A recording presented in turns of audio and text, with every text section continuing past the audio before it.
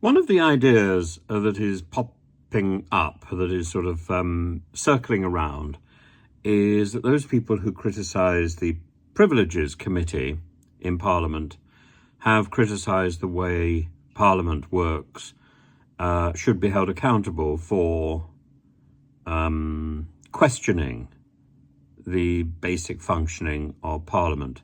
It's a little bit like insulting the judge and being held, therefore, in contempt of court. I think Rees-Mogg, Nadine Dorries, Boris, and others should be held accountable for contempt of Parliament. And Rees-Mogg, on the day, Rees-Mogg and Nadine Dorries were talking about a kangaroo court, if you remember. It was a breach of conduct to try to lobby members of the Standards Committee. So equally, I think it should be a breach of conduct to say that they are part of a kangaroo court. It's simply wrong. And where the Harriet Harman has publicly declared that she thinks that Boris Johnson was guilty even before the whole process of the investigation took place, it doesn't really make any difference. There were other people on that committee. And I think we need to see what the report says, whether Boris has resigned from Parliament or not.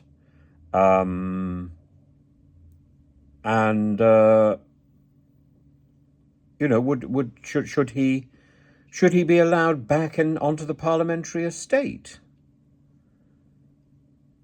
I don't know. I remember that there was a lot of fuss when Cameron tried to get back into Parliament and was not allowed for some reason.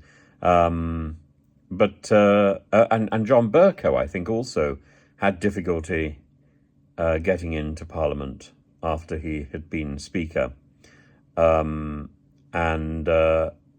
when he was being investigated about bullying his staff,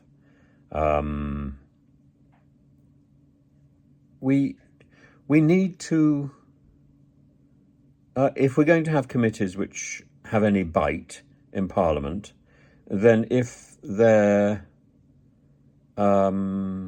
functioning is questioned so publicly by serving members of the Parliament, then I think there should be follow-up